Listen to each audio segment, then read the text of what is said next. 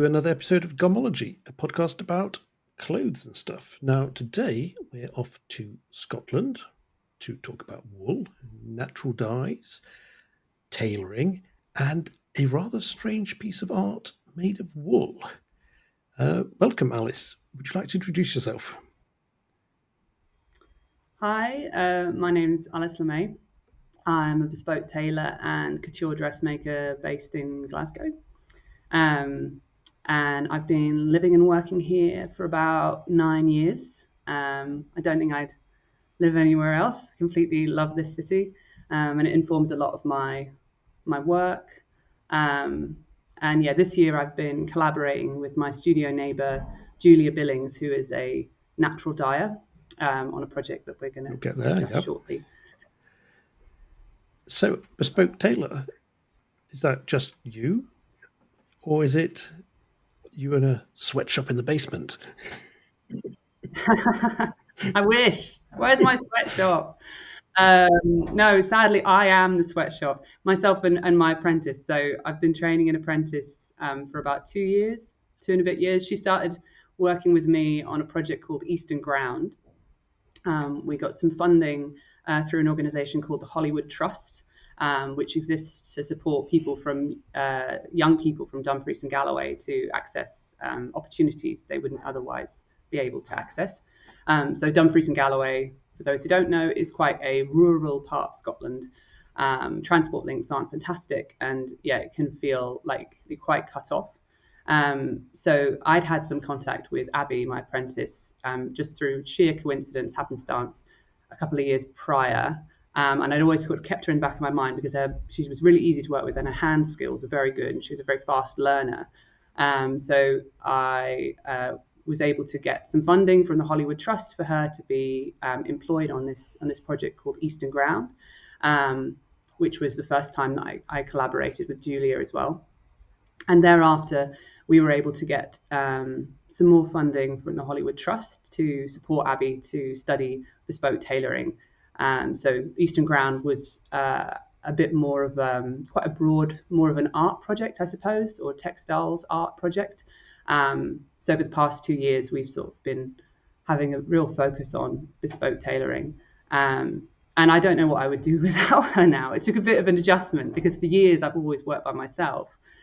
And there are advantages to that. You know, you can put on whatever music you like, and you know, you can sniff and cough and just, you know, be annoying. You know, all the bad habits that wind people up in a shared space.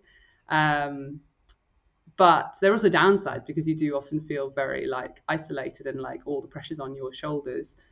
And whilst I'm still like the face of the business and the pressure is very much on my shoulders, it's actually been fantastic to have another person in the room to share the work with, you know, share chats with and watch her development, which has been huge and so satisfying. So yeah, it's sort of been a strange journey of just like sheer chance and luck, and here we are, and I have an apprentice. So yeah, so no, there isn't a sweatshop, but there's just me and Abby. Now, every single episode of the podcast, when we get recording, I'm deadly curious about how my guest arrived to where they are today.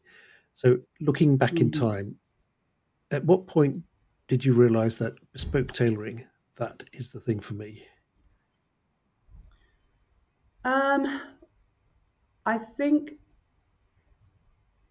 yeah, it's sort of, again, it's one of those funny situations that has kind of happened partly by chance, although, you know, with the benefit of hindsight, it makes total sense that I've ended up in this career, because I've always had a love of craft. My mother was a paper conservator, so I was sort of brought up. So she sort of restored old documents and paintings, and she was really keen on sewing. She made clothes and curtains and things like that. But yeah, I was, you know, brought up looking at crafted objects and developing a real reverence for old things, and the importance of restoring and maintaining lovely old things. And then, yeah, I would never have expected through my sort of teenage years and early sort of student life that I would end up in this profession. I was a real tomboy at school, and like the idea, all I could do was break sewing machines. I couldn't do anything with them beyond that, and I had no interest in like girly stuff like dresses and clothing, and sewing seemed very feminine to me at that point. But yeah, just I went to art school in Edinburgh to study animation, and I started sewing for a hobby. And Edinburgh has some fantastic vintage shops. It certainly did at the time when I was studying there. It had just like some really amazing, beautiful old clothing, and I just started developing a real fascination with clothes. And found that by the time I came around to a submission for my animation course, I had no animations, but I had all these clothes I'd made, just totally self-taught. I didn't really know what I was doing, and it was actually my sister. I was sort of having this panic, and I said to her, like, "Oh, what am I going to do? I've got to hand in tomorrow, and I've just got, weird clothing." And she said, "Well, it's obvious you should go and study fashion." And I suppose with the naivety of being that age and feeling like, oh no, but I've already, I'm in my early 20s and I've already come this far. I can't possibly change. That would put me so far behind. I guess I didn't have the insight that I have now, that like you can turn everything upside down at any point and there's no right or wrong. So yeah, that was a great moment, a great piece of advice from her. She had been watching this transformation from a distance. And so, yeah, then I went off to, it wasn't immediate because I had to build a portfolio, but I went to study at London College of Fashion. I've probably given you a little bit more background than you needed, but I went off to study at London College of Fashion. So my teaching, the course there was in pattern cutting. So again, for anyone who's not that familiar with sort of the technical stuff behind fashion, pattern cutting is the skills you need to be able to take a sort of a two-dimensional drawing and turn it into a pattern to create a three-dimensional garment. And so having a grounding in pattern cutting has been kind of essential for the job that I do now, running a bespoke studio, because it means that anyone can walk through the door and say, I want this design. I've never seen it before, and I've just had it in my head for years, and can you make it? And I can say, yes, I can, within reason. So that's been hugely beneficial. At the time when I went to study pattern cutting, I didn't have aspirations to running a bespoke studio. I actually really, really wanted to go and work for Dior. That was my dream. I wanted to go and be one of the one of the couture workshop staff, and live in Paris, and that all seemed very glamorous and exciting, and sort of the peak to aim towards. And so I hoped that the pattern cutting course would be very vocational. We'd learn a lot of making as well. The reality of the course was that it was a much more focused on designing rather than making. So I suppose I really cut my teeth in making, although I had done a lot of making prior to going to fashion college, but it was all kind of self-taught. I really cut my teeth like in the few experiences I had after leaving fashion college. So I went to, and I was really interested in sustainability. Like, as soon as I went to fashion college, I guess I was kind of immediately horrified by the fashion industry. And whilst I was there was the Rana Plaza factory collapse. So how long ago was this then? 10 years ago? That was in 20. Now I'm going to get this wrong, and it's gonna haunt me for the rest of the day. Well, I know when I graduated. I graduated in 2014, and I believe the Rana Plaza factory collapse was in 2013, because that would make sense with the first fashion revolution, which would have happened in my final year, because we did lots of stuff at fashion college as part of sort of fashion revolution week. March 2013. Yeah. Did you just look it up?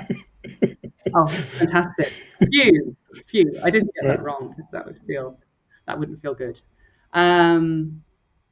Yes, so I think I was already feeling uncomfortable about the fashion industry, and the direction that a lot of students were being encouraged in. And then the Rana Plaza factory collapse happened, and it sort of was just horrible, and just the horror of sort of the consequences of the industry that we were all working towards, was like you just couldn't look away. I couldn't look away, and I just thought, well, what direction am I going to go in? So I tried out, I guess, a few different places. I interned for a company called People Tree, which were one of the kind of early companies in the sustainable fashion world. I interned for a much kind of smaller company in London called Good One, and that was great actually, because I was much more kind of involved in that. People Tree was a big company, whereas Good One was just kind of myself and the woman Nin Castle who was running it. So I was so eager to be as involved as I could, and I was helping her sorting through like in rag collection places and heaving things around London, and she had this really cool studio, and I thought it was great. So that was an upcycling label. And then I went to go and work at a company called the Farrer Workshop, which was an initiative that took so Farrer is a charity, and they have a lot of charity shops in London, and they were finding they were getting donations of fabric as well as clothes that kind of needed a bit of something to be able to be resold. And so the Farrer Workshop was this new initiative to create a collection out of all these fabric donations that they got, and then also do things like replace collars on shirts and cuffs on shirts with sometimes quite sedate colors or sometimes jazzy patterns and things like that. So that was really good, because I suppose, and the other side of that I really liked was that the sewing machines were on the shop floor, so people could come in and see things being made. And I suppose that's been kind of a vein through my whole career, kind of really wanting to bring clothes making back to the high street, or in vision of people, so that they can, I guess, so it feels less detached, and just raising awareness about the labor that goes into making clothes. And it was there that I really learned a lot of kind of industrial sewing machine skills. I'd kind of avoided using an industrial sewing machine as much as I could while I was at fashion college, which is, when I look back, feels like such a missed opportunity, because I'd learned on a domestic sewing machine, and these industrials seemed like clunky and unpredictable, and so I yes, and then I was working at a restaurant, and somebody asked me if I could make their and their partner's wedding dress. So it was a same-sex marriage, so it was 2 wedding dresses, and I have a tendency to sort of leap before I look, and I say, of course I can. So that, I guess, was the beginning of my career as a bespoke maker. And so I made these 2 wedding dresses. It was all very stressful. They did get the dresses, but it was, in the nick of time.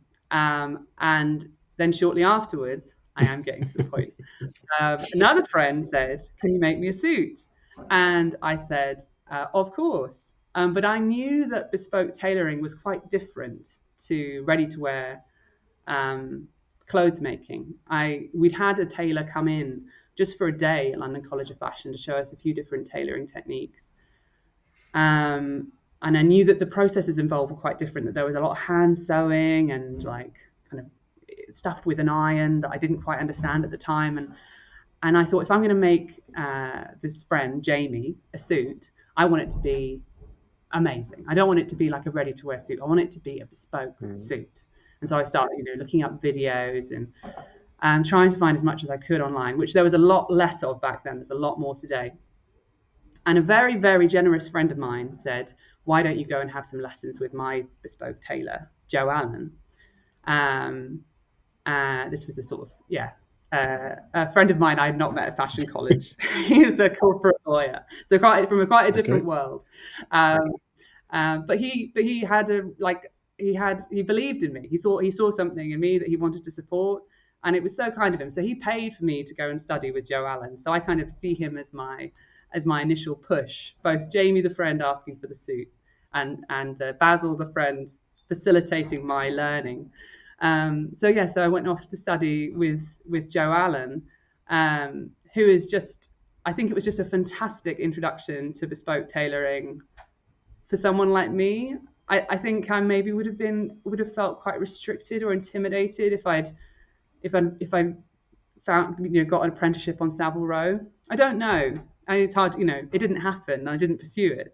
And there are lots of really lovely people on Savile Row, but I think the prestige of it I might have found quite intimidating and daunting, perhaps overwhelming. Whereas Joe is a bespoke tailor. He's not on Savile Row. He's in Islington, and he's just really warm and funny and generous. And I still message him with problems, and I think he's wondering, when I'm going to get the message that that the teaching has ended now. So that was my first introduction to bespoke tailoring, and I made Jamie the suit, and it took forever. But I still look at the suit, and it's not terrible. So that was about 10 years ago. So speaking of long time, I mean, if you'd gone the Savile Row apprentice route, you'd probably still be doing buttonholes now, wouldn't you?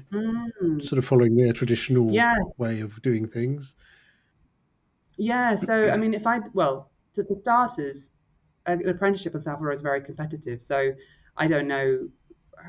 I think I probably would have had to go and do a course after my studies, even though, of course, I thought I knew loads.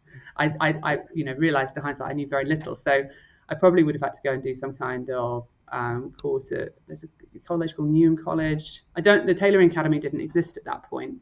But I probably would have had to do something before even applying to become an apprentice on Savile Row. And then, there would have been no guarantees of getting an apprenticeship there, because it's, highly competitive. Of course it is. And also, I'm not sure what the situation was then with apprenticeship wages. But I needed to be earning money, so I was studying with Joe, but I was working full time alongside that. So I wouldn't necessarily been able to afford to become a Savile Row apprentice. And yes, it does take, in answer to your question, it does take a long time. So people quote various numbers. Some people say it's sort of 5 years to do a coat making apprenticeship, or 7 years if you want to become a cutter. And again, there's been times where I've had a real problem with a suit and I haven't known how to fix it. And I've just thought, oh, if only I'd taken this path instead, I'd feel so confident right now and I'd know everything. And the reality is that tailoring or any craft is a lifetime's work, and you're going to hit up against things where you don't know the answer, and that's going to be uncomfortable. I think what I've perhaps got a little bit better at in recent years is reaching out to people and being vulnerable and saying, I don't quite know how to fix this. Can you help? And by and large, people in this trade are very generous, and will tell you or give you the best advice they can. Because, I mean, you have arrived at a place now where you have been running your own tailoring shop for 7, 8, 9 years. So clearly you do have a fair idea of what you're doing. Yes. You did talk yourself down quite a lot there. I want to terrify any of my clients. Yes, no, I think I do know what I'm doing. And that's a really nice feeling, actually. That's I think I'll probably always have a bit of imposter syndrome. And I think, and the more tailors I talk to, who I think that, oh, they would never feel this way. They say, of course I have imposter syndrome. I think particularly going off and sort of setting up your own thing, stepping away from a long established tailoring house and having the outrageous confidence to set up your own business. You can often feel like an imposter, but I think Yeah, I've felt a lot more comfortable in my ability, particularly in the past, 3, 4 years. I think since I started my business, I've always felt pretty confident about women's wear. So I guess what's quite unusual about me, or one of one of the things that's unusual about my business, is that I also do gowns, so like wedding gowns or evening gowns, um, and a lot of bespoke tailors. It's not that they couldn't do that; it's just that they don't.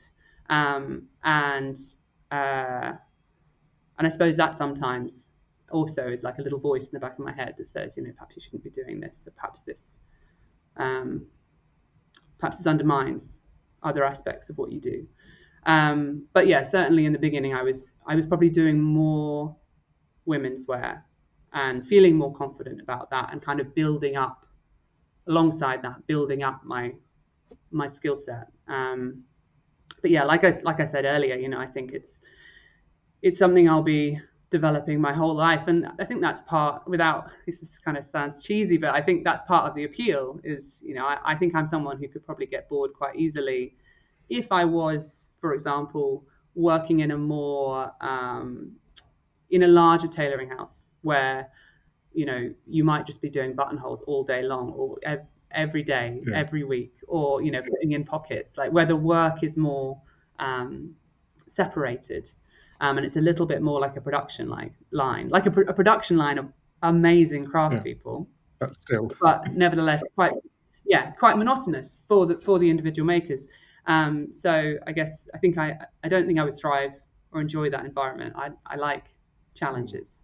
Yeah. I was just thinking about that, how the sort of Savile Row houses have their house style and all this. You sort of might get the impression that Hmm. yes, Jeeves and Hawkes, they can only do shoulders in this way, but I mean, Hmm. it's clothes. It's not. It is You clothes. can do anything if you have the skills to make clothes. Hmm. Yeah, and that's something, I guess. I guess because I don't have, partly because I feel I would feel like, who do I think I am saying, establishing a house style. So there was part of that because I don't have the pedigree of Savile Row, but also partly because I think, I like the collaborative process. I like the openness of what I present to customers. Um, so I've never said this is the Alis LeMay house La di da. style. Um, I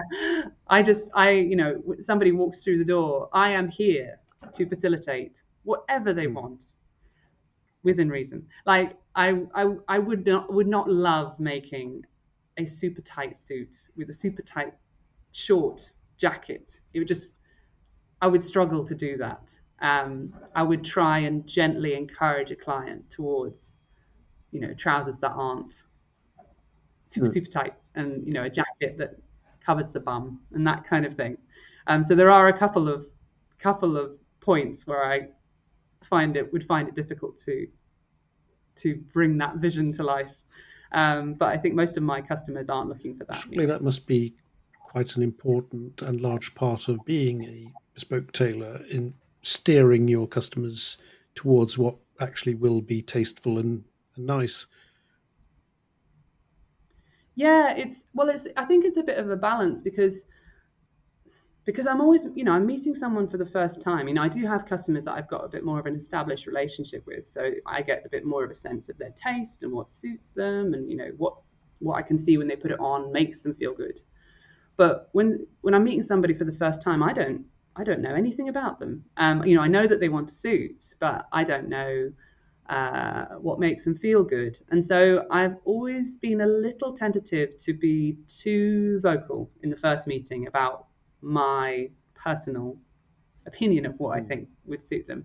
Partly because I don't want them to feel pressured and pushed in any specific direction, but also because as a kind of self-preservation thing, because I'd hate to make somebody something that I gently encourage them or even strongly encourage them to go for, and then have them say, "Oh, this doesn't suit me. You recommended this," and yeah. So I try and be quite a gentle hand.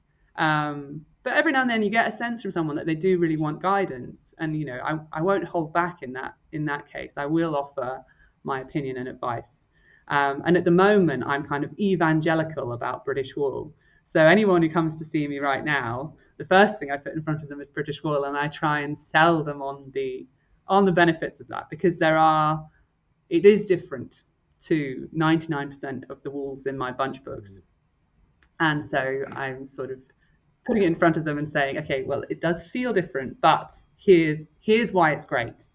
And but yeah, again, not pushing too hard with that, because I wouldn't want anyone to purchase a British wool suit if it wasn't what they would love to wear every day, or on the occasion. So if we were to role play that for just a second, if I came in and I wanted this really nice cashmere suit, super soft, luxurious, how would you sell me on British wool? How would I sell you on British wool? Well, I would probably say, at the moment, I'd probably say, actually, I'm working on this project at the moment called Clor and Shear, and it's all about local materials. And through doing this project, I've been working with a fantastic mill based down in Huddersfield called Marling and Evans. And here are some of their brilliant swatches, and I would get out some of their lovely. I mean, I don't feel like I'd have to push. No, from what I've observed of your personal style, I don't think I'd have to push you that far. But here's some lovely undyed tweeds, and they also do some really nice worsteds. And the great thing about them is they're local, so it hasn't been shipped halfway across the planet. The wool's really robust, so particularly if you're buying, one bespoke suit that you want to last for your whole career. You're going to wear it to conferences and events. You're not going to wear it every day, but you want it to last the next 15, 20 years. It's probably better to go for something that's a little bit more, a little tougher, for want of a better word. And luxury is a funny thing.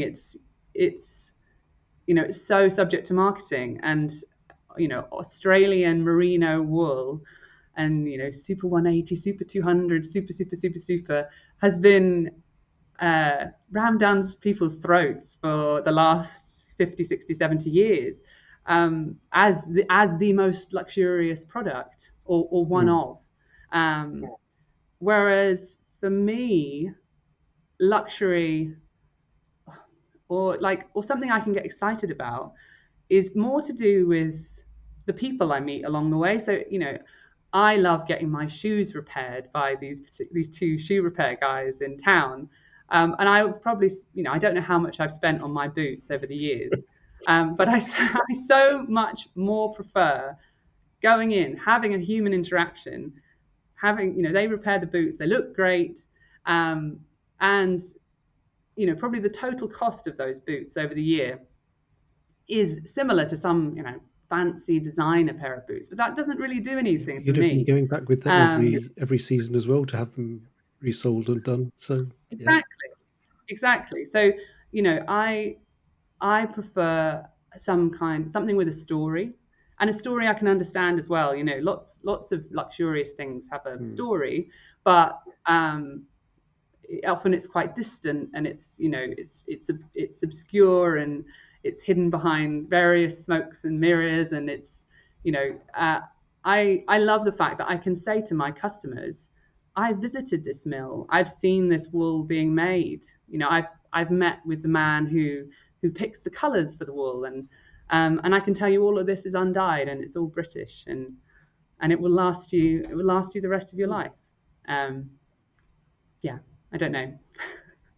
I would say something along those lines, but again, all with not wanting to be too pushy, because bespoke tailoring is sustainable fashion, sustainable clothing. It's one person or a small team who are, generally speaking, being paid well, who are making clothes to last. And again, broadly speaking, those clothes are being purchased really consciously, partly because of the cost involved, but also because the client gets a real insight into the process that goes behind, that goes into making the clothes. So yeah, I it's not that I think the only sustainable suit is a British wool suit.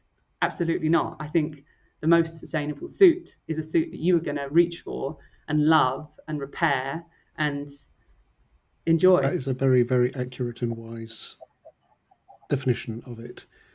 I've been working recently on this idea of luxury being something that actually is made for you and fits you. Because being a bit short and a bit stout, I don't really fit into the standard sizing. So I can never get something that actually fits me. So for me, luxury is actually having something that, wow, fits me and looks good. But that isn't the sort of oligarch mob wife type of luxury where it has to be flashy and gold and thingy. Yeah, well, I completely agree with you. I think fit is so important and is the difference between something looking fantastic or just looking okay.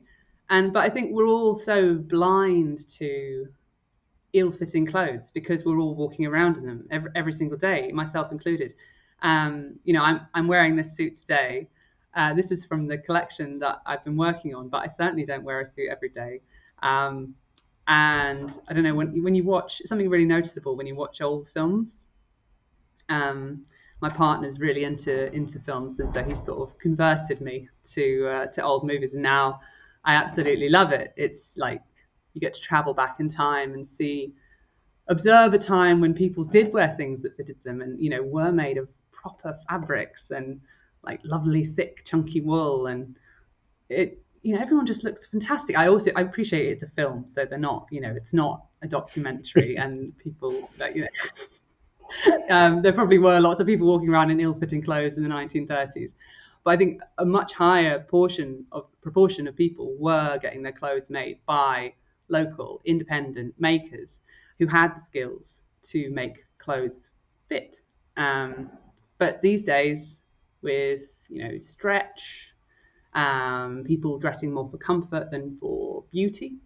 And I mean the beauty of the clothes, not the beauty of the person, because that's obviously subjective. I suppose the beauty of clothes is subjective as well.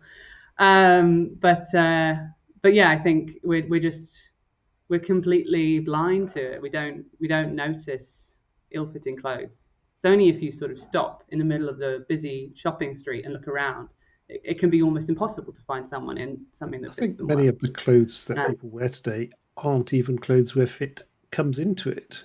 They're sort of anti-fit clothes because you couldn't really tell whether they fit well or not because they're just because I guess you've got one end of the scale of sort of lots of people walking around in athleisure, lots leggings, and then you've got the other end of lots of people walking around in oversized, which can mean anything, any range of ease. And I really don't want to come across like I'm judging either of those groups, because I occasionally fall into both of those parties. If I'm going for a run at some point in the day, I'll just put leggings on at the start of the day, and I'll spend far too much of my day in Lycra, and I'll hate it. Don't have a bespoke running suit? Oh. I don't yet. It's on the list. Yeah. Yeah. But yeah, and I will often wear like baggy things as well. But I really do notice the difference how I feel, like when I just put on this suit today to have this chat with you, or when I put on a dress that I've made for myself. I just feel better. I stand up straighter. I feel more confident. And again, nothing I'm saying here is particularly revolutionary. But yeah, I think fit is everything. Yeah. But everything changed once the Industrial Revolution and clothes were made for storage or store in standard sizes, and we moved away from sort of going to our local tailor. We didn't have to be high end, just a regular clothes supplier, really, but make me a shirt that fits me with the right length arms and body. That is maybe the greatest part we lost, because sort of bespoke, more high-end tailors have always been. I think they kind of survived the Industrial Revolution, but the way us regular folks had our regular daily clothes made was totally changed. Absolutely. And yeah, I think that's a real loss, that it's become this rarefied thing. I think it's great, obviously, that Savile Row still exists. That is brilliant, and long may it continue. But it has, through the fact that it's this rarefied little remnant of the bespoke clothing industry, it's become quite fetish. I'm going to struggle to say this word, fetish. You know what I mean. And so, there's all these menswear blogs about this house and that house, and people will travel. I'm sure there are people in Glasgow who don't know I exist. Well, there's loads of people in Glasgow who don't know I exist, but I'm sure there are people in Glasgow who would like a bespoke suit, who maybe even have heard about me, but will definitely rather go to Savile Row because of the prestige. And that's existed, the prestige of Savile Row existed while there were still lots of local bespoke tailors in every major city in the UK. But I do think it's a real shame that there aren't those gradations anymore. It's sort of just, it's Savile Row, and then maybe like there's a few tailors around the country that have made a bit of a name for themselves that aren't working in London, but it's this very small bunch of people. And then I think the trouble is that making a bespoke suit takes a really long time, particularly the way I do it, and I think, and the way a lot of people who are practicing sort of like traditional handcraft bespoke tailoring do it. So it's difficult to offer it at anything that would be considered affordable. That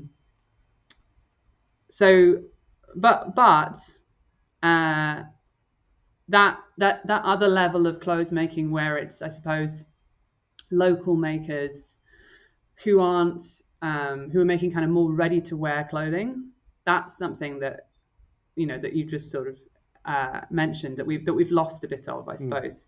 I think you actually had a chat with Law Design, who makes mostly linen garments. So she's one of a small community of makers in Glasgow who are part of a locally made fashion economy, and that's something I'm really, really passionate to see develop. So I'm currently, to the best of my knowledge, I'm currently the only bespoke tailor in Glasgow who is actually sort of making clothes here on the premises, everything done in one room.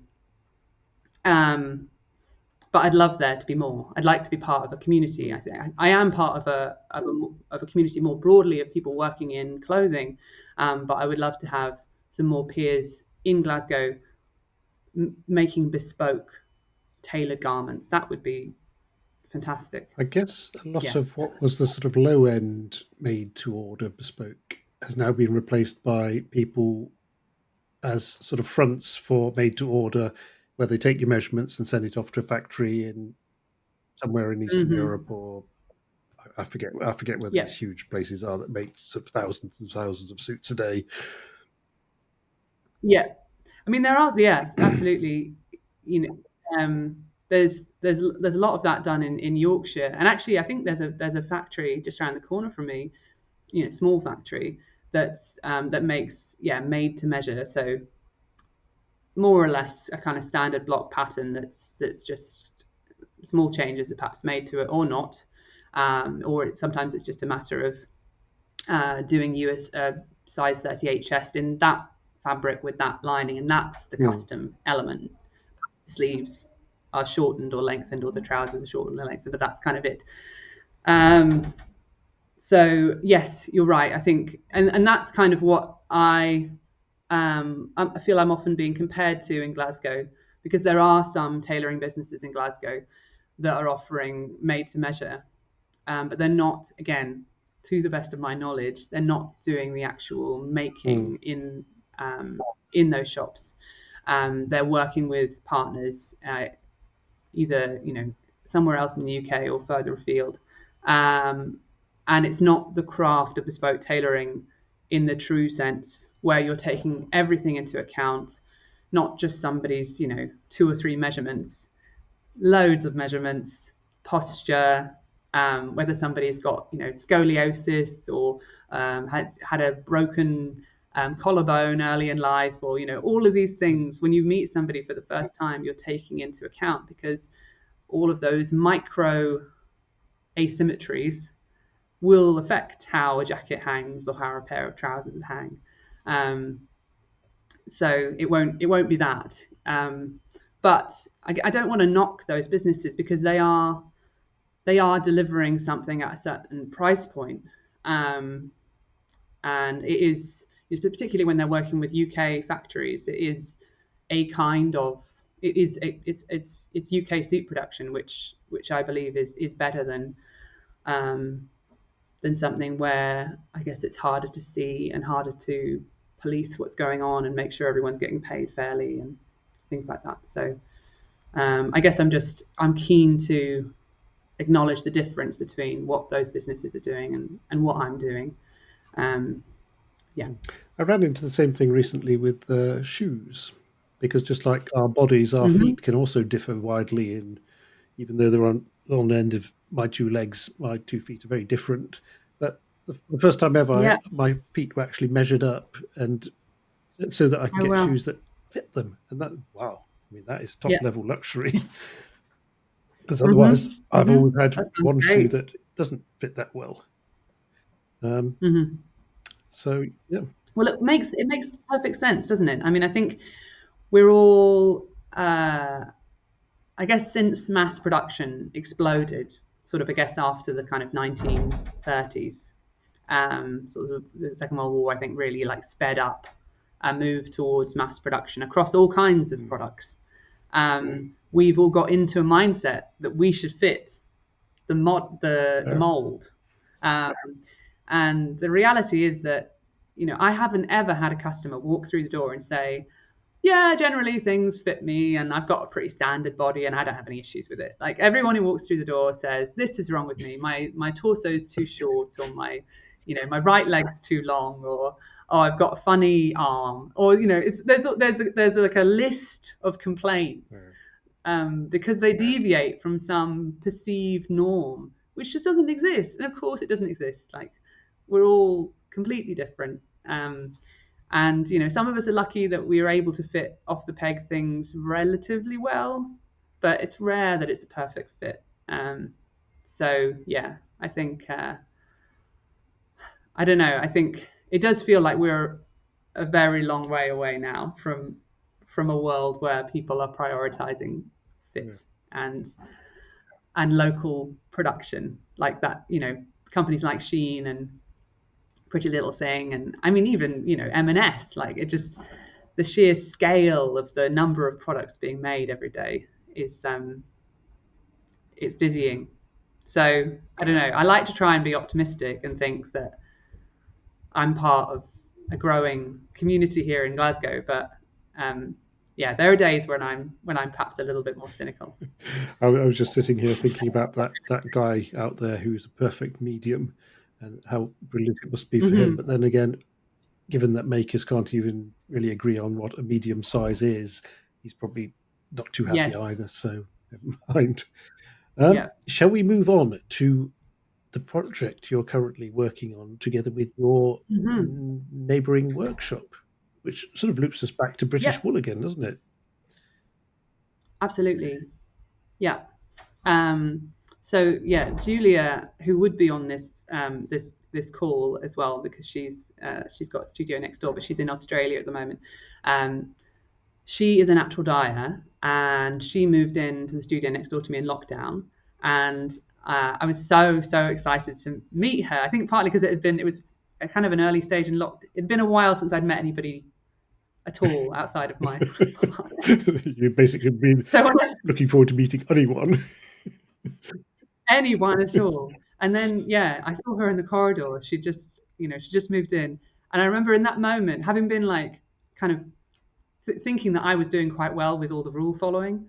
When I saw her, I just ran up to her and I sort of shook her hand, and I completely forgot about 2 meters and the face masks, and and I didn't at that point even know that she was going to be, I guess, quite involved in my future making. I just, as I say, was excited to see another human, and she had a really lovely energy as well. Yeah, she's very warm and welcoming. But yeah, so she's a natural dyer. So she works with plant dyes, and she works with both plants that she's gathered here in Glasgow, and kind of in the neighbouring countryside. And then she also works with kind of imported plant products, or even I think she works with cochineal, which is like made out of beetles. Okay. If she was here, she would be able to speak to that with a little bit more expertise. But yeah, she's trained as a horticulturalist, and she's an amazing knitter, and she makes beautiful yarn for people to buy. That's kind of her main thing that she does. So she makes naturally dyed yarn for knitting. And so we worked together on the Eastern Ground project that I've mentioned a couple of times, and which, as I say, was a bit more of an kind of an art project. We made these mad costumes that were inspired by buildings in the East End of Glasgow. But we don't have to go. That's like a whole nother podcast episode. But yeah, so we worked on that together, and I think through working together on that, my eyes were really open to the beauty of naturally dyed fabrics. And again, Julia could definitely speak about this with a lot more expertise. But there's something she was saying to me the other day, something to do with the chemical compounds in natural dyes. It means that they react to light really differently. So I've sort of been completely distracted by some of the garments that we've been working on when I've had them up on mannequins in the room. Not just because I'm so dazzled by my own design talent, but because the colours just change like dramatically over the course of the day. And the colours themselves, and it's really hard to describe, you kind of have to see it, but the colours themselves are really complex. So I did that project with Julia, the Eastern Ground project, and made a few things out of naturally dyed fabrics. And then thereafter went straight back to my client work, where I'm ordering, chemically dyed, very even flat color silks and wools, and it all looks great and it's luxurious and they're beautiful fabrics, but they just didn't have that magic, for want of a better word, that these naturally dyed fabrics had. And I started wondering, is there a viable way of combining natural dyes with what I do, with bespoke clothing? Is there a customer for that? Because it is a slightly different look, and sometimes there's a little bit of a mottled surface. It's not, if you're somebody who wants something really kind of ping and pristine and completely flat, even color, then natural dyes probably aren't for you. There are ways of getting really, really consistent flat. It's never flat, but yeah, I guess I was wondering to myself, is there a way of combining these things? This love of making clothing for people that fits using heritage techniques, and delivering what I hope is a really beautiful high-end product, and combining that with materials I'm really passionate about, like British wool, like naturally dyed silks. And so this idea was sort of churning for a little while. And then Creative Scotland, who is a funding organisation that provides funding for various creative projects in Scotland. Whether you're an artist or a dancer or a musician, you can apply to Creative Scotland with a project that you have in mind. All throughout the year, there's no deadline, and they may or may not choose to fund you. Well, anyway, in 2024, in the summer of 2024, Creative Scotland announced that they would be closing the Open Fund, and they didn't know when they'd be opening it again. And so both myself and I think every creative person in Scotland who had a kind of vague idea for a project were suddenly scrambling to write our applications. And so suddenly, this idea that perhaps I might have sat on for another 5 years became quite urgent to realise. So I put in my application to create this collection of clothing with Julia. At the same time, I discovered undyed British worsted, which, again, I'm going to keep using this caveat because I know I'm not an expert. But to the best of my knowledge, British worsted, and particularly undyed British worsted, wasn't really on the market like prior to 2-3 years ago. It was a mill called Marling and Evans that started producing it. Basically, the worsted is suiting cloth. You can obviously have tweed suit, but what a lot of us would recognise as suiting is sort of a fine, crisp wool. That's worsted, and it's been dominated by Australian wool since kind of the late 1950s, early 60s, and gradually British worsted has been driven out of the market. But it had this resurgence. This mill was working to kind of make it a desirable product again, and I discovered it, and I thought, oh, this is brilliant. I can work with British worsted. I can work with Julia. I just need to cobble together an application, and so I did. I didn't get the funding, but which was fine. I was in good company. Like, they were completely overwhelmed with applications. I didn't get the funding, but then a good thing happened, which is the Scottish government pledged a certain amount of money to Creative Scotland, which previously had been in question, which is why they closed the fund. So the fund reopened, and I got some advice, resubmitted, and I got the funding. And so it was all sort of full steam ahead to create this collection. You probably didn't need to know all of that sort of background for now I know. But now you know. So if you ever move to Scotland and decide you want to sort of run creative projects, I guess it was a way of me mentioning Creative Scotland, who's sort of facilitated this project happening. And yeah, if it wasn't for that kind of temporary closure, I might have never really got my act together. I don't know. I'm quite good at getting things started. Not so good at finishing things, but I'm quite good at getting things started. But anyway, so here we are, and I then discovered. So it was Dugdale Brothers, who are based in Huddersfield. They were the company that I discovered the British wool worsted through. So they were selling it. They're a cloth merchant. So I guess the difference between a cloth merchant and a mill is, whilst a cloth merchant may have kind of, I guess, significant buying power from one mill, or may even own a mill, they by and large are actually kind of the middleman between a mill and a tailor. And you can buy as little as a meter from a cloth merchant. They buy up. I guess it's like a fabric shop, but for tailors.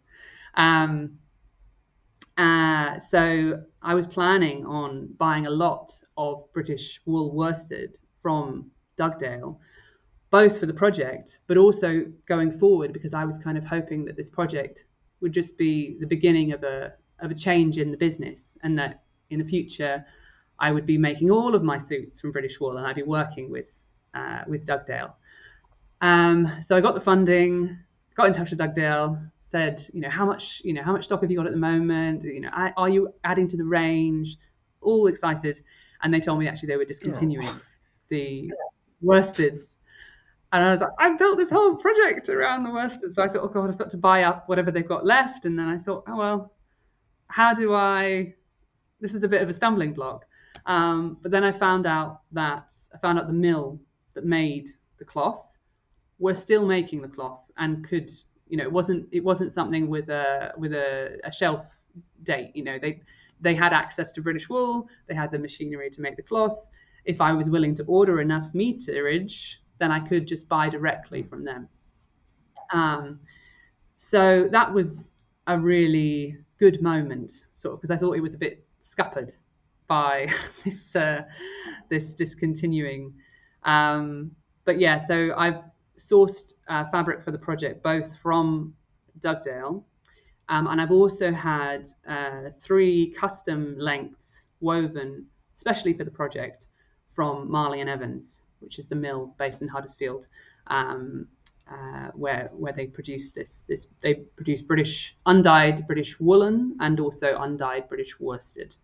And it was Mark Garrett, who's the managing director there, who very generously said that I could perhaps have some slightly smaller minimums than what they usually might do to make the project work. So they wove a cream undyed, which is that bridal skirt you can see behind me. Yeah. That sort of, I don't know if I can tip this down a bit. There you go. So that's I wanted to show like how British wool could be used for bridal.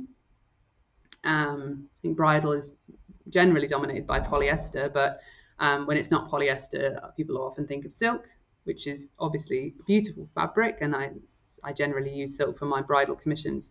But I wanted to show the potential of British wool in that application as well.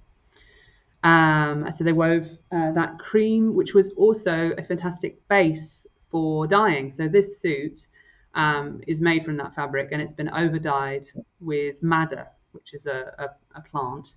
And we were able to source UK grown madder from a company called Ballywick Blue that are based down in the Isle of Wight, I believe. I wanted us to grow our own madder, but then Julia told me that it takes 4 years for the colour to develop in the roots. Right. So, that's perhaps more of a long-term aspiration. I feel like I've rambled. I've rambled to a point that I maybe need to be steered back to. So yes, we're working with Marley and Evans, working with Dugdale. But yes, so I wanted to present British wool tailoring, but I guess having a background in women's wear, I also wanted to present some dresses, and I wanted to be able to line the suits. And that was, again, a bit of a stumbling block because I'd initially set myself this premise that I was going to source everything within the UK. And, we don't grow silk, we don't grow cotton, we grow very few fibers. So my loophole, which was a loophole that I was really quite drawn towards because of, my previous interest in vintage clothing, my loophole was vintage silks, vintage linens, vintage cottons. So then the governing rule for the collection became, what's here? What's in the UK? What can we grow in the UK? So that's British wool, and also British linen. We can talk about that in a minute. That's in a much smaller scale, but we are able to grow flax and produce linen. What can we grow here, or what can we gather here? So, anyone who's in this sort of space knows that we're absolutely drowning in textiles. Not just the global north, everywhere in the world is sort of drowning in textiles. So rather than importing virgin fibers, what can we make use of that's already here in the UK? And then also it facilitates really nice connections, rather than just clicking and ordering some brand new silk from a website. I am contacting a vintage seller, hearing about the provenance of a beautiful Victorian silk bedspread, and then I'm able to sort of show her pictures of it when it's dyed, and we have this lovely connection. I really enjoyed that. It seemed initially like, oh, that's a bit of a cop-out because we don't grow. Maybe I'll have to start, farming silkworms myself or something. But yeah, actually, it feels like it makes total sense with the kind of guiding principles of the project, which is working with what you have, and respecting what's already in the environment, and also putting things into the environment that can biodegrade and disappear. So that was also really, really important. So everything in the collection, from buttons, every thread, every single tiny detail is biodegradable. And there's been a lot of thought about where it came from. Is it chemically dyed? If it is that okay to include? If it's just if it's a button, there's been lots and lots of head scratching, perhaps too much, because fundamentally it's probably only me that cares about the minutiae of the collection. But yeah, it felt like I wanted to do something with integrity and do it properly. So yeah, the collection's called, the project's called Clor and Cheer, which means cloth of the land, which again just acknowledges that all these materials come from the land and hopefully should be able to return to the land without doing any harm to the soil. And I hope my pronunciation is good, because that's a Gaelic phrase, Clor and Cheer. Again, I was wanting to acknowledge the history of the place where I live and work. It's an area that's now known as Bridgeton and Denniston, but it was once, and some bits are still known as Camlachie, but a larger area basically was known as Camlachie, and it was a weaving village on the banks of the Camlachie Burn. And the more I researched that, the more I discovered that actually Gaelic was spoken in this area. And the root, the etymology of Camlachie is Gaelic. Again, I'm probably going to murder this pronunciation. But I believe that it's Camlachie, which translates as winding dark water, which I really liked. So this is the Camlachie coat. Yeah. So there's lots of themes and bits and pieces to this project. It's quite difficult to summarize succinctly. I notice you're dyeing the fabric after it's been woven. Mm-hmm. Isn't it normally the other way around, that the yarn is dyed? Yeah, it can. I mean, I think it can be both.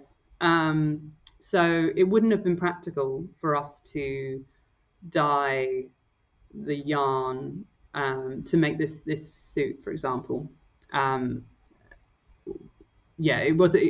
Julia works with knitting yarn. She doesn't really have the setup to dye that quantity of yarn to create 15 meters of red cloth, as lovely as that would have been.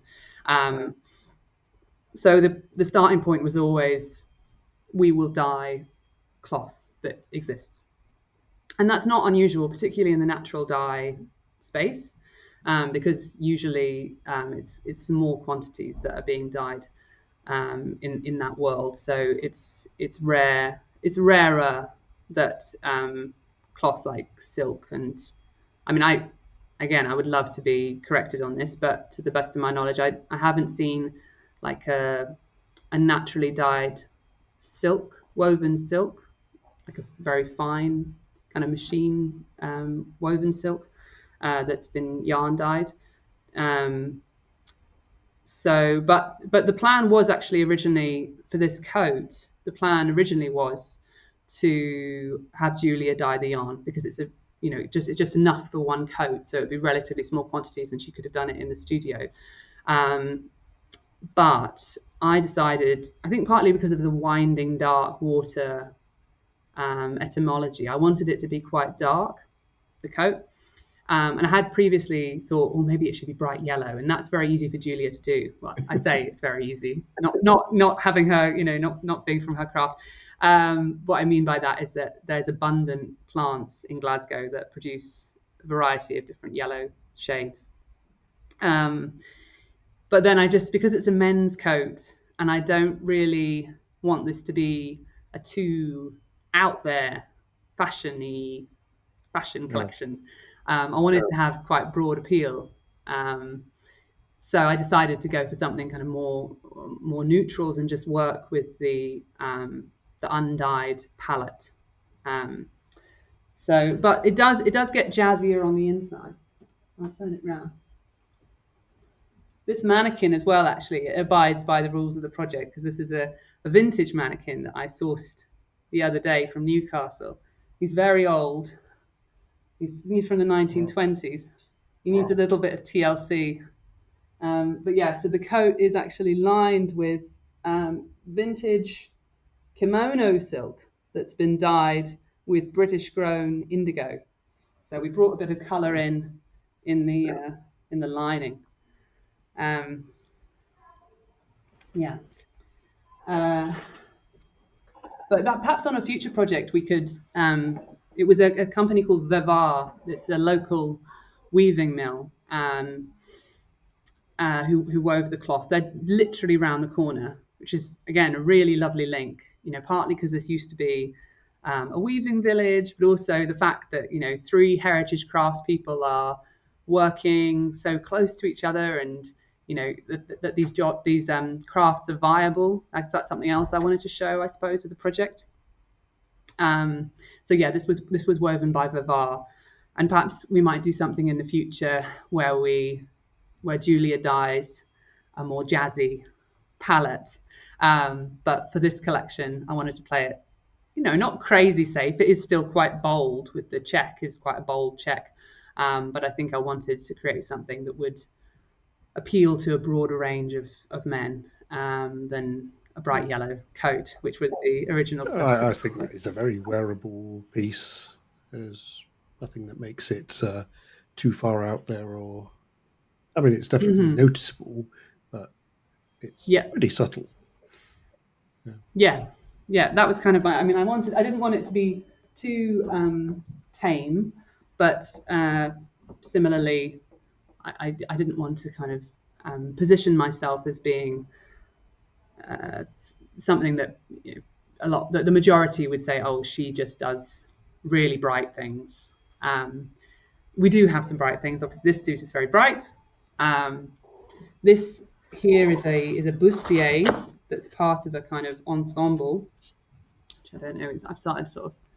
It's become very bright outside. But yeah, so this is all kind of hand stitched with a stitch called pad stitch, which is usually a hidden tailoring stitch, and that has been dyed with birch, goldenrod, and weld. So it's a really, I don't know whether the camera really picked it up, but it's sort of gold. It's like a gold yellow, and it's really, really vibrant. So I think there can be a bit of a misconception that natural dyes only produce kind of wishy-washy browns and things, but I really wanted to show with this collection that actually there's a whole range of colours that can be achieved, and that's just working within plants that can be grown in the UK as well. The palette extends hugely if you're working with plants that are grown elsewhere, but I wanted to hone in on.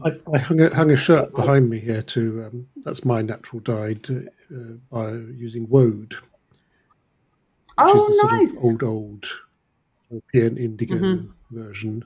Vikings actually used woad, which is interesting. I did want to ask you something that struck me. Wedding dresses. They must be possibly the garment that most effort and cost is put into for the shortest usage period. Yes.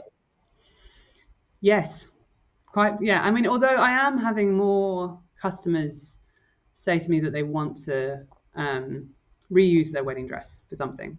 So, and I think I'm seeing more and more posts and things online about dyeing wedding dresses after they've been worn, or adapting them in some way. But yes, I agree. I mean, they're not very sustainable to, particularly if it's mountains and mountains of polyester, because then it won't even break down. And yeah, I mean, personally, because I'm a massive snob, I just think it's such a shame to get married in plastic. But I think a lot of people don't think it's plastic. They don't even make that connection. It's something will be described as satin or just chiffon. And they, I think women particularly, I think everyone really, but I think women particularly are quite cut off from connection with materials with their clothing. I think like the reason I say that is I think when you go to the sort of higher end of men's clothing discussion or culture, it often goes towards craft, like Salro. Men start talking about certain mills in Italy and certain, super whatever numbers of wool, and it can be nerdy and there's an elitism to it, and I'm not saying all of this is good, but I think for men's clothing it does often tend to veer towards materials, and there's more discussion about this is wool, this is linen, this is cotton. Whereas I guess something I've noticed, a pattern, even at the higher end of discussion around women's clothing, it's more focused on style, decoration, and you can go to Net-a-Porter or Liberty online, or any of these very high-end fashion retailers, and it won't say what it is in the description. You have to kind of look through and try and find the description. And a huge number of really expensive dresses and coats and products are made from 100% polyester. I just always think that's a bit mad, when someone's spending $5,000 on a dress and it's made of plastic. But that's my personal prejudice against plastic. I'm sure there are people who could advocate for polyester and say that price tag makes sense, but I'm probably the one selling it. Yes. Yeah, I think also there's a part of the prejudice is being a maker. Plastic is horrible to work with. Like, polyester does not press well. It doesn't reflect light beautifully. Like, it's just not satisfying to work with. And I haven't worked with it for years as a result.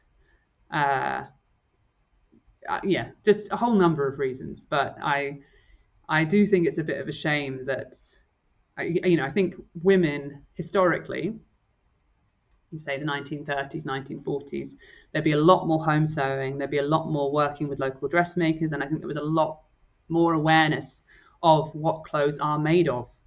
And I think increasingly we've sort of been more and more cut off from that connection with materials. And I love talking about materials. So I'm hoping that this collection and this exhibition will, I guess, shine a bit of a light on all the stuff that goes into a bespoke garment, and all the opportunities that those components offer for connections with different businesses all around the country, and storytelling, and makes a garment richer. Like, for example, the buttonholes on this coat, the gimp in the buttonhole, which I will explain. Gimp is, I'm sure you probably know what gimp is, but not in relation to a buttonhole, no. Really? Okay, well, I will tell you. It's a thick, robust, wiry thread that shapes you it, or outlines. Exactly. So you put your stitches around it. So you put the gimp on first, and then you do your buttonhole stitches with buttonhole silk over the top of the gimp, and it just gives it a bit more. It's kind of like a padding. It gives it a bit more life. It kind of lifts it up off the cloth, and it gives it a bit more strength. So you can do a buttonhole without gimp. It is a shame that that's the word, but I can't avoid it. That is the word. So you can do a buttonhole without gimp, but it will look a little flat. Sometimes you want that. So generally speaking, you wouldn't put gimp in a hand sewn shirt buttonhole, for example. You would only really put it in tailoring.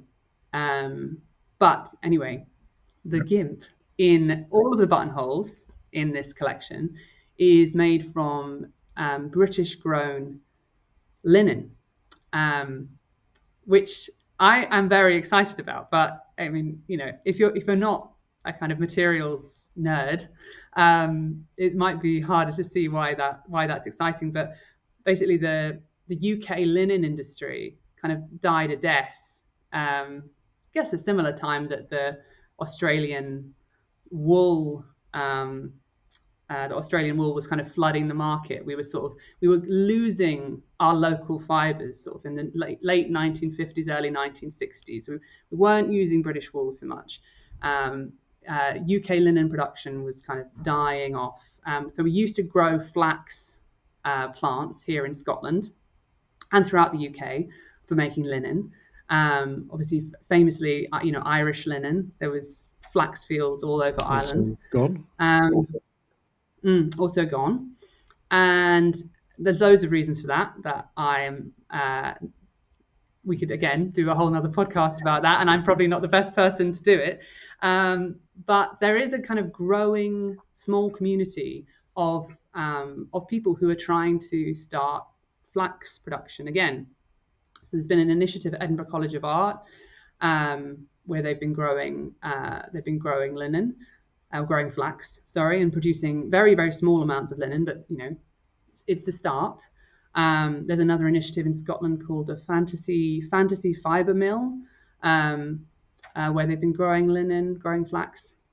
But I think the company, and there's Malin Linen in Ireland as well. But the company I think who perhaps have been doing it for longest, or kind of most involved with teaching others to do it, are Flaxland. And Flaxland very generously gave me some linen twine, which we are using in the buttonholes. And I guess I know what a rare thing it is. English grown linen, like modern virgin English grown linen. You can buy vintage linen online, and I have bought some for the project for other uses. But to have something that was sort of not that long ago was standing up in a field in the country where I live, that's quite exciting. I don't know. I find that very exciting. And so, in addition to twine, they also make very small canvases that can be painted on. And I saw that, and I thought, well, if they make canvases, I could probably just get the canvas without the wooden frame, and I could use that for collars in the collection. I only have little bits of it left. I mean, these little bits will be on display as part of the exhibition for people to sort of see and touch. Really it's quite coarse. It's quite coarse. So it actually turned out to be not suitable for the collar on this jacket or on the men's jacket. But it was ideal for the coat. So we used it in the coat. So that's just I just find that pretty awesome that the coat of that, the collar of that coat is shaped and supported by something that was growing in a field a year or two ago, and has been processed by hand and woven by hand, and then it's come to me. I've starched it. It's been shaped by hand using tailoring pad stitches. It's had all these processes, and all these people kind of being part of the story of just that one element of the garment. It's quite indulgent. Like I couldn't necessarily make this for a client. I don't know that I'd be able to charge enough. But it's been really lovely to have this project and this opportunity to make those connections and try these things out and learn what does and doesn't work. So, for example, the buttonhole gimp, it works fine, and we could use that on all of our suits going forward, and it's a nice story to tell. The canvas, maybe not, maybe it's not quite fine enough yet to use on suits. It might work on the occasional tweed coat, but it's quite expensive. It takes them a really long time to produce it. They're doing every stage by hand, so that's probably not viable. So that's kind of the whole point of this project, sort of like research and development. What works, what doesn't work. We're aiming for the most sustainable, and that is a funny word. It means lots of things. Certainly does. But my version of, we're aiming for the most eco-conscious tailoring collection that can be produced, and where do you have to say, okay, actually that isn't viable, that doesn't work, and sometimes it's been disappointing to have to say, actually, I really did want to put English linen in all the collars in the collection. So it was a little bit gutting to have to accept, actually, I'm going to have to use something else. I used like Victorian linen that I took off the back of a wall hanging that I've had for a long time. Um, Actually, I didn't take it off the back of wall hanging. Our excellent work experience student, Helena, she has done some fantastic unpicking throughout this project because there's been lots of things to unpick and remake into other things. And she rescued that linen from the wall hanging, which turned out to be an absolutely key material. We've used it all over the suits. Um, so yeah, there's been a lot of lessons, I I suppose. suppose at some point you have to consider waste clothes as a source material, as a natural source material. Absolutely. Yeah. Yeah. I mean, so there's a I'll grab it so I can show you. Bear with me 1 second.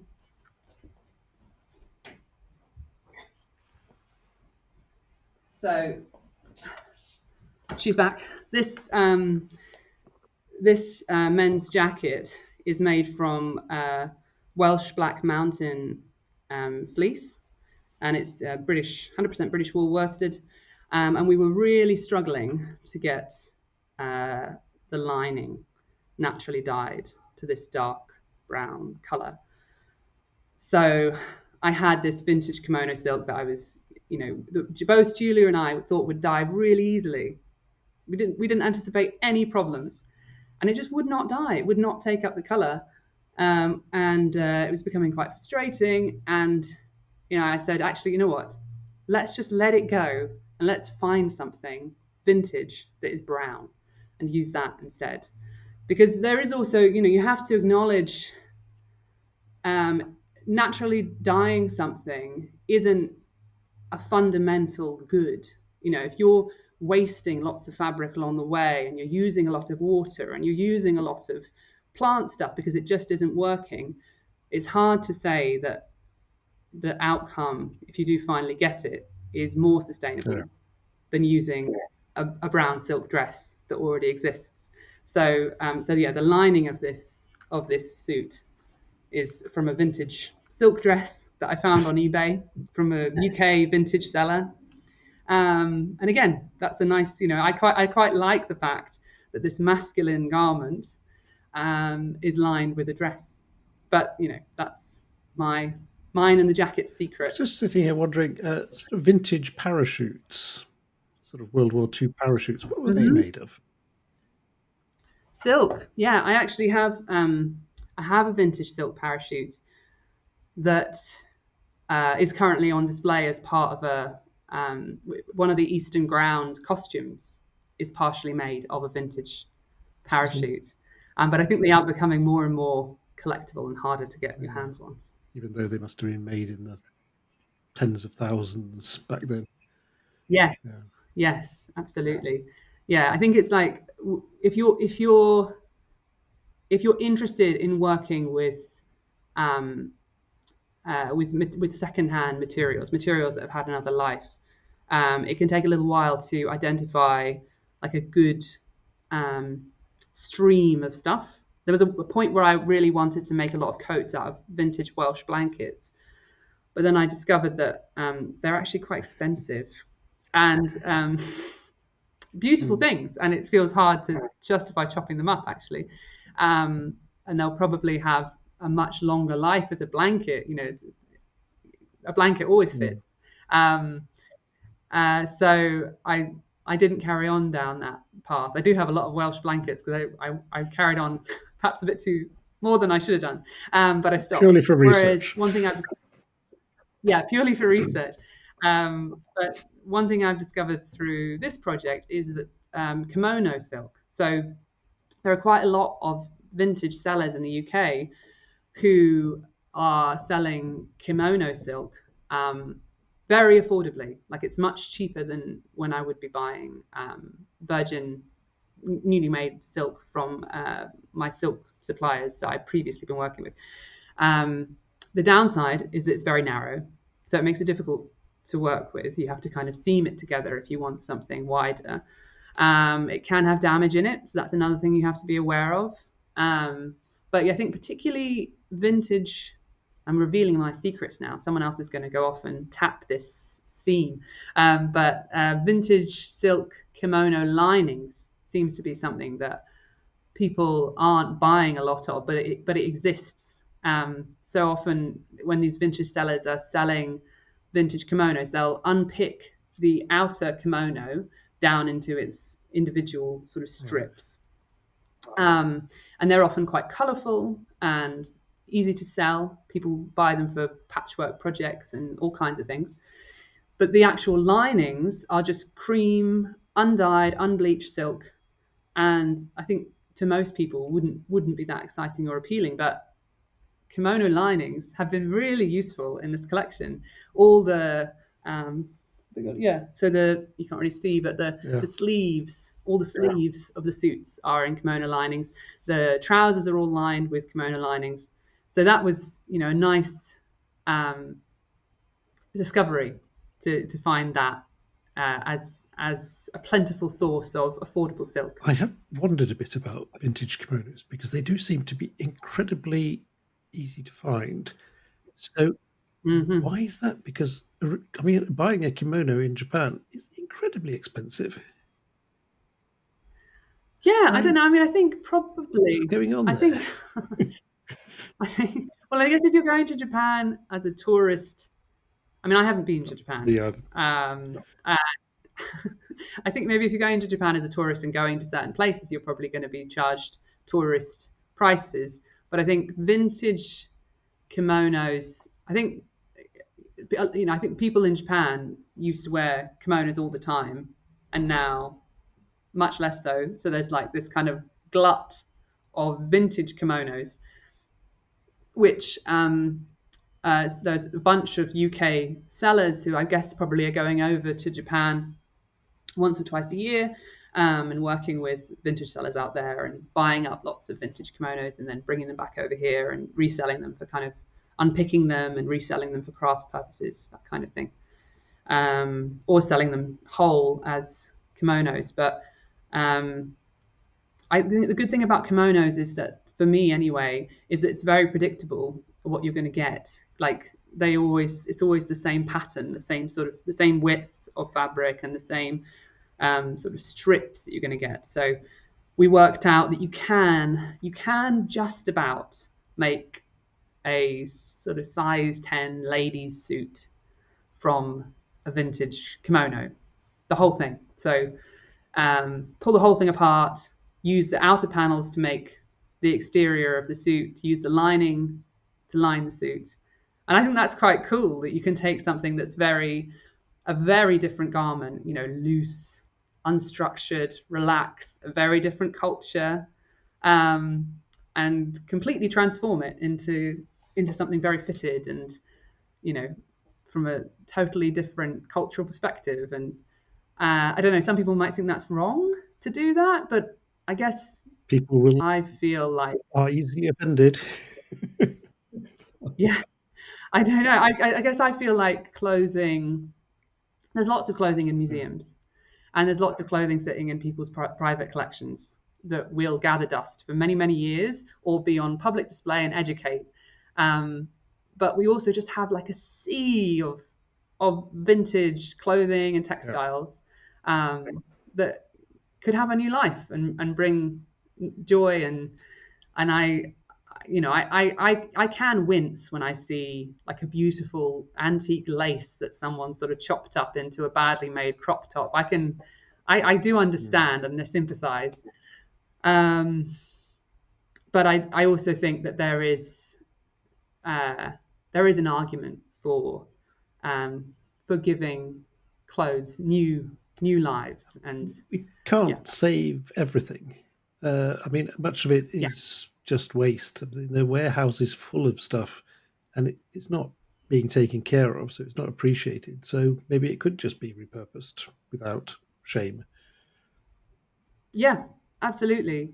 And I think it's really difficult to know where to draw the line, because what one person might think is very precious, another person may well disagree, and it might be to do with what is the skill of the person who is repurposing it, what's the inevitable outcome going to be, and what's the destination in terms of like how many times will it be worn again, and all these things are quite complicated. But yeah, for me, I can't speak to the whole world of textiles, but for me, I feel comfortable with repurposing vintage kimonos. I don't feel conflicted about that. Just because I guess I've just seen the huge number of them that are available. It doesn't feel like a very limited resource. Of course, any resource is by its very nature limited, but you know, I feel like there's an argument for reusing those vintage kimonos rather than new virgin silk that requires all these different processes to I think come to just the life. fact that there's so much of them available and that the price is so low speaks a lot. It's like whenever I see an old vintage sewing machine and I think, oh, that's so beautiful. I'd like to buy every one I see. And they're like worth £10 or something ridiculous. I mean, they're worthless because nobody wants them. Yeah. And you see in shop windows in the UK, I forget which brand it was that had them. They had windows full of old sewing machines and this.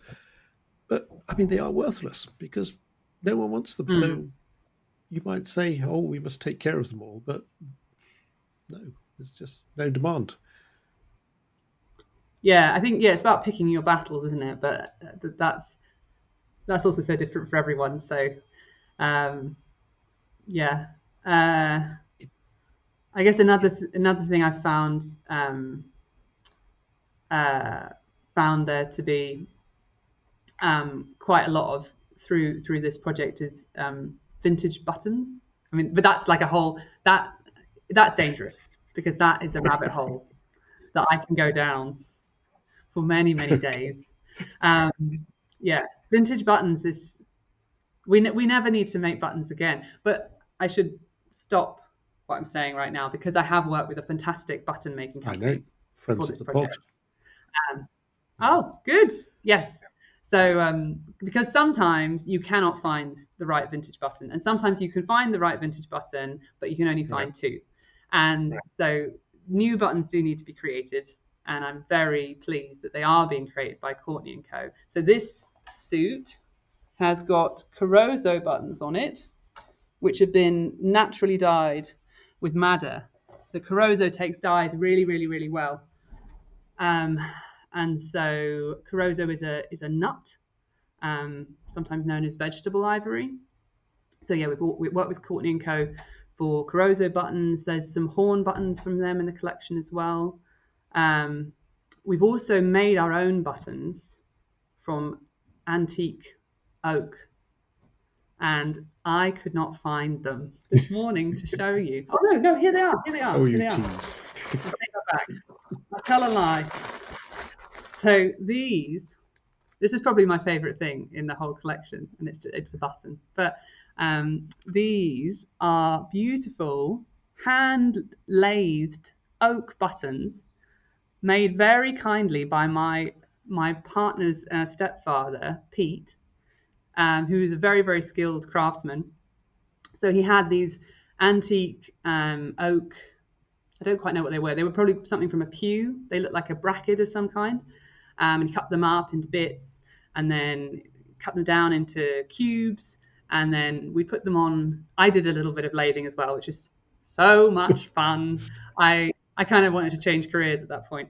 But yeah, so we put them on the lathe and then just, so they've got a little kind of, I don't know where you can see. It doesn't help that they're black, but they've got a little slot on the back. And they're black because they've been ebonized, which is, again, a really fun process. So you put wire wool into white vinegar, leave it for a couple of weeks, and then you paint the solution on wood, and particularly oak, like reacts, the tannins react, and it turns this wonderful dark. But yeah, so these are the dark black. So these are the buttons for this coat, but they're off the coat at the moment because we were doing something to it. So they'll go back on shortly. They sound like the most expensive buttons in Glasgow. They are probably the most expensive. I don't know. You can get sort of like 24 karat gold buttons, but yeah, I mean, I didn't pay Pete, so that helped. I paid him in cakes. He's retired and he's very generous, and I owe him something else. You know, we're talking about maybe some kind of garment. So, but yes, this is an example of a bit of indulgence on the project. This is not necessarily viable, but I mean, it also depends. Like, people will spend upwards of £7,000, £8,000, 9,000 for a suit from Savile, for a coat from Savile Row. I don't charge anywhere near those kinds of prices. So if somebody did come to see me and said they wanted this hand woven coat and they wanted these handmade buttons, I could be competitive with Savile Row prices because my starting prices are quite competitive to Savile Row, as in like probably about half. So you know, they could have these expensive add-ons potentially, and I could pay Pete, but I think that's unlikely to happen. You never know. Somebody might see these buttons and fall I in can love. see how a garment like this would be incredibly dangerous in the hands of someone like me. I already noticed that people tend to avoid asking me about clothes I'm wearing because they know there will be a story and it will be long and twisty and involved, and they'll get incredibly bored. But something like this, it's sort of story upon story upon story. True So, stories. I mean, it could be lethal in the wrong hands. Yeah, yeah. Yes. Well, I mean, I'm watching the time tick away, and I'm conscious that, you know, I could talk about this all day, because every garment in the collection has had, you know, some disasters or some revelations, or I think I've invented something. You know, we the bustier that I just showed you, we realized just like less than a week out from the photo shoot that it didn't quite have the stability it needed for the model who was wearing it. And you know, we'd been putting it on mannequins, and you know, mannequins are very stiff objects, but humans aren't. And so if you've got a sort of strapless bustier, generally speaking, you'll have boning in there, which is normally made of plastic or of steel, both of which I wanted to avoid for the project. Steel, you know, I feel better about steel, I guess, in that it can rust and break down in the ground, but you know, there are obviously lots of question marks about mining, and I guess I just didn't want to go there. So we invented, maybe not invented, I don't know, but I felt that we invented a new kind of boning, which was several layers of horsehair canvas, which is a very like springy, stiff tailoring canvas used in the chest of a suit. So it's several layers of horsehair canvas, with a English linen twine core, stitched all over the top. I kind of, they're quite ugly. I do kind of want to show you them, but they're not very beautiful. But they seem to work, and that was a really exciting moment, because we sort of just, that was really honing in, you know, taking the theme of the project of what's here in the UK. We sort of took that and really focused, like, what's here right now in the studio. What can we use that's stiff, but also isn't just stiff that folds like a piece of paper, is stiff with elasticity that bounces back and will hold up a garment. And they're probably not as, you know, they're not as stiff as a piece of steel. I will acknowledge that. But we made them, and they worked, and that was, yeah, really exciting. I mean, it's incredible what can be done if you just want to do it. When I had Richard Ince from Ince Umbrellas on the pod, must be 2 years ago now, I challenged him to make a more sustainable umbrella. So we worked together, and we got Hallie Stevenson's waxed cotton on it. And he ended up, and I think it was about 99.9% plastic free. There was just this one little thing which probably could be done by replaced by a piece of brass. It's brilliant. But I don't think anyone else has really sort of picked up on the genius of having a plastic-free umbrella, because people are still buying the cheap ones. They stuff in a bin when they turn up inside out. And well, that was a personal objection. No, that sounds but it was amazing. brilliant, because the waxed cotton did actually work as the canopy. You didn't have to have polyester there, which was sort of generally accepted. I would love to see that umbrella. I've been to Halley Stevenson in Dundee, and it's so much fun. I love They do brilliant seeing work. factories. Yes, I would love to do a project with them.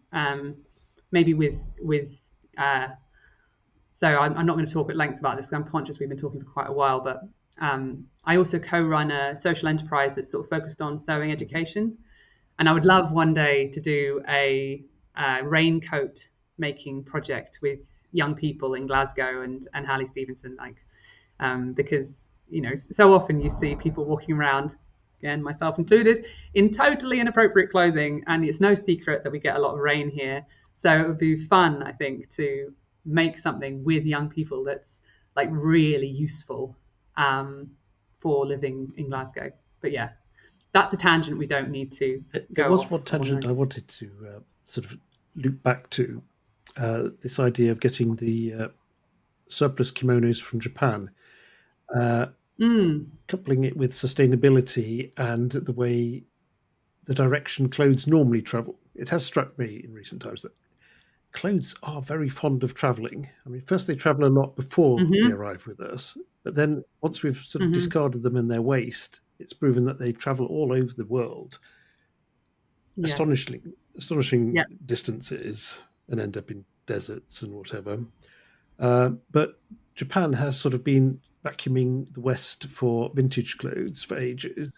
So there seems to be a certain sort of symmetry in the fact that we're now sort of extracting all their vintage kimonos from them. Yeah, that's a funny thought. Yeah, no, I hadn't really thought about that, but yeah, no, it's and another thing that Japan apparently is quite fond of is British wool. Because I was talking to Mark Garrett at Marling and Evans when we visited. Um, so yeah, Abby and we took ourselves on a little field trip to Yorkshire and went and visited Marling and Evans. And this big woolly structure that you mentioned at the start of the podcast. But again, time. But yeah, one of the things Mark said, because the texture is different, it isn't as sort of smooth and silky as Australian wool. I was asking Mark, like, is that something you get feedback from UK tailors? Do they say, oh, this won't fly? I guess I was partly asking, for my own kind of worry about setting up a project or even a brand that is very focused on British wool. Is it just me that's going to be excited about it, or can I sort of persuade people?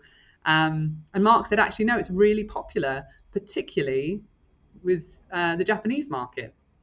So that's interesting. They're sort of seeing our heritage and our craft abilities, our mills as being very exciting. And meanwhile, I'm kind of looking to Japan for all of my silks. So yeah, that's a nice, Do you get nice the impression the exchange. Japanese are very keen on the genuine British UK heritage? I mean, the really genuine ones with long histories documented. That is Yeah, very real and attractive. absolutely. So, I mean, there are a lot of British companies, I think, who would be doing a lot worse than they are doing if they hadn't been also selling to Japan. Yeah, yeah. And I guess that's one thing I've been conscious of with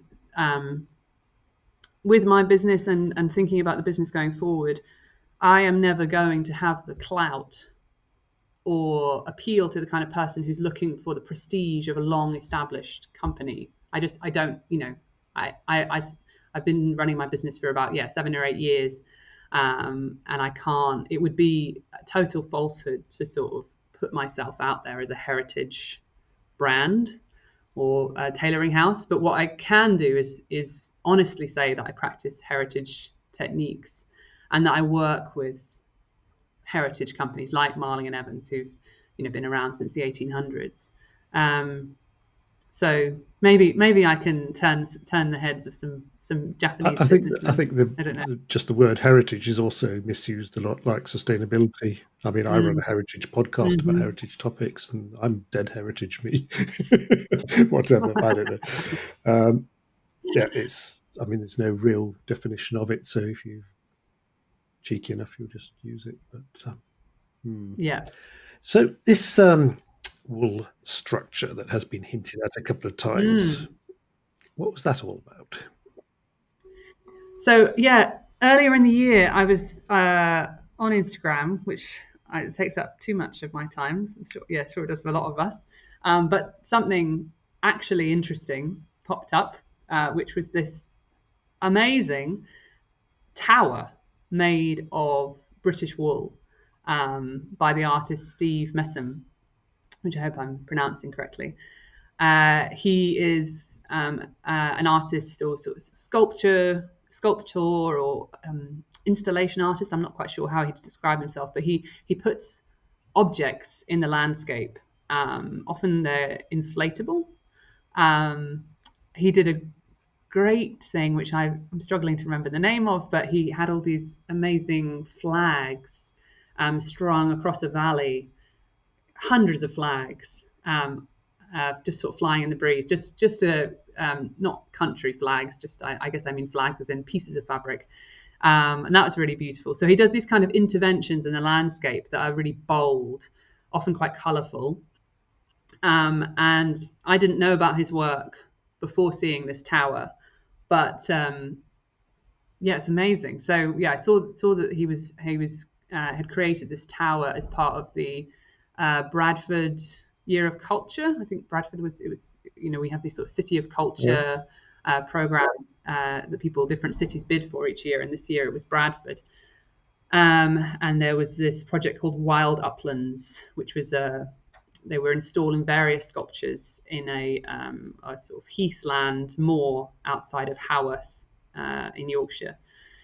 And one of the sculptures was this tower, and it's kind of hard to describe. It's huge, and I suppose it's inspired by historic architectural forms, but it's quite it doesn't look like a Victorian arch. It's more abstract than that. I guess it's almost like giant children's building blocks, which are put together. As an engineer, I'm naturally really curious about just how tall is it? I think it's like 20 meters. It's big, and it's just wool. Big. Really, well, not just wool. I think there's steel sort of core, a structure. Yeah, there's some not polystyrene, chicken wire. I think there's a lot of chicken wire involved. But I have it on good authority that the whole thing, when it was taken down, was very responsibly recycled. But yeah, so I think Steve Messam was trying to acknowledge the importance of the wool trade to that particular part of the country. And I think it was also kind of inspired by historic buildings in Bradford. But yeah, just really quite an unusual thing to suddenly see in the landscape. When we were approaching Haworth, Abby and I and her partner Stan drove us in his knackered old Volvo. We could see it in the distance up on a hill, and it was my dream to do the photo shoot for the whole collection at the tower. And then it just became obvious that was a really bad idea, or it wasn't going to be feasible. We would have had to get everyone down to Haworth, the models, the photographer, makeup artist, and it would have been very expensive. But I still wanted to go and see it, so we did this field trip where we went and took pictures of a couple of the garments on mannequins, and it was very challenging. It was so windy. There'd just been we were in the midst of the tail end of a storm, and the mannequins just kept threatening to kind of fall down the mud. In fact, one did, but we'd just taken the jacket off it just in time. But I got some quite cool images from it, and it was great, great to see it in person. By that point, it had been in the landscape for, 5 months or something like that. So, and a storm had just taken place, so there was quite a lot of wool scattered around. And then, yeah, having been in Haworth, it wasn't too long a journey to go visit Marling and Evans. So that was really nice as well, to go and meet Mark in person and see the factory. It might have been a bit of a comment on how little wool can be worth. I was at a launch party for a new Norwegian knitwear brand a couple of weeks ago, Tingvoll they're called, and they basically started when the guy took up sheep farming and sheared his first crop of wool took it to the wool merchant and was offered about £75 for the lot, and it had cost him hundreds of pounds to shear the sheep. Yeah. Yeah. And from that, they have built up a business making knitwear using Japanese 3D knitting machines, all fancy, but also everything is undyed, but it's all different shades of grey from various local herds and so forth. Pretty cool, really. So it's nice to see more wool appreciation happening. Yeah, I mean, I feel like there's a real uptick, but I think also I'm looking for it, now. So I'm actually going down this week to London to take part in Wool Exchange 2, which is being organised by British Wool and Central St Martin's. So I'm going to take this coat and try and brainwash the next generation of designers that they really want to prioritise British wool and I guess more quote unquote sustainable practices. Yeah, it's hard to come up with a term that doesn't feel overused, and I guess the collection is, I suppose, soil friendly. I'm sort of, that feels like it might be, but that doesn't, that's not something that a lot of people are saying, and it probably doesn't make sense to a fashion student. But I guess if you start from that premise, like, what happens if I bury this? What happens to the soil if I bury this? And am I okay with that? Am I okay with microplastics shedding in the landscape for the next 200 years? Words are so important now. I did notice recently on social media that vegan wool is now a thing. Mm-hmm. And it baffled me at first, but then I realized what they were doing, because vegan wool, of course, is then polyester. And it's like, really? Yeah. We want to go there? Yeah. No, it's a shame. It's a shame. And the companies that use that kind of marketing and that language are a lot more clout and influence than an independent tailor like myself doing a project like this. But you just got to keep on, I guess, trying to get the message out. So I'm hoping I might be able to change a few minds, or I guess expose some young people to different ways of working. I guess a part of me feels like if you're working with polyester, if you're an independent designer and you have the opportunity to not work with polyester, making the choice to work with polyester, and I know that there are cost considerations and all kinds of complex reasons, but you are making a choice to leave something in the landscape which we don't currently have a good way of dealing with. I'm sure there's lots of, I'm not saying I'm perfect at all. There's loads of things I do that are questionable. But for me, that's something that keeps me awake at night.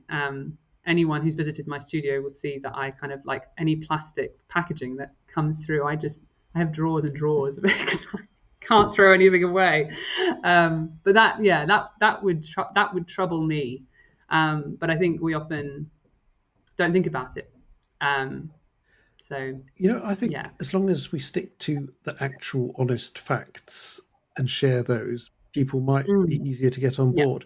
It was quite a moment on, was it Previous by Two podcasts, when I was talking to Kieran Malloy of Malloy and Sons, who make Donegal tweed, and he mentioned that brands would ask him to put synthetics in what is traditionally 100% wool tweed.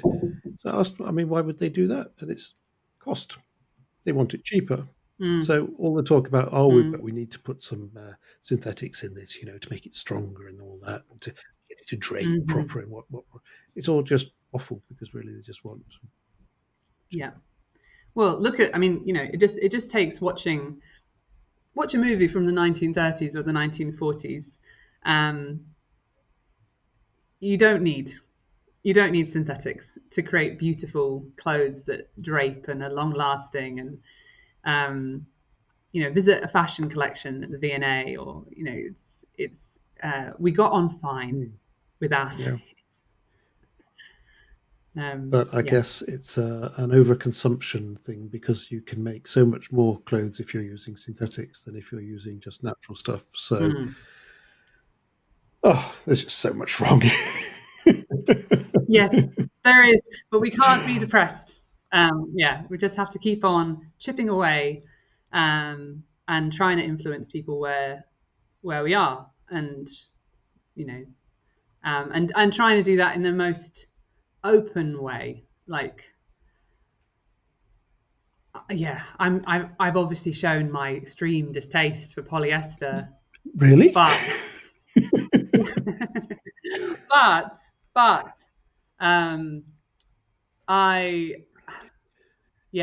if somebody, we run a monthly mending workshop, and if somebody brings in an item of clothing that's made of polyester, I don't just look at chase them out the door. Yeah, exactly. Not in my studio. No, we repair it, and it's the norm for most people. And most people don't know, and there's loads of industries I know nothing about, and I'm probably using. Oh, the message has come up. Sorry. My laptop froze for a second there. There's probably loads of industries where I'm making really bad choices in the products I buy from those industries. So there's no judgment on people who do purchase polyester, because a lot, that is what's widely available, and there isn't really the education there to teach people, like, it's plastic, and it's probably why you smell worse at the end of the day than you would if you were in a cotton t-shirt. It could be the reason for men being infertile. It could be, microplastics everywhere. It's just horrible. That gives me the heebie-jeebies when they find it on mountaintops and deep in the deepest seas, and just microplastics everywhere. Ugh. Yeah, it's our legacy. Yeah. Anyhow, coming up for 2 hours. Is there something we should have mentioned that we haven't? Maybe when is the exhibition? The important information. So there's an exhibition coming up if you are in Scotland, or and you feel like traveling to Glasgow, or if you're in Glasgow. It's not hidden away. It's in the centre of town at Trades Hall. So the Clor and Cheer exhibition will be running from Friday the 5th of December until Sunday the 7th of December. And it's going to be on from 12 till 5 on the Friday and 10 till 4 on the Saturday and the Sunday. So some slightly odd opening hours there, but that's partly to do with building access and how we're setting up and things like that. And on the Sunday at 2:30 in the afternoon, Julia and myself will be doing an in-person discussion, and there'll be an opportunity to handle lots of materials from the collection, ask lots of questions.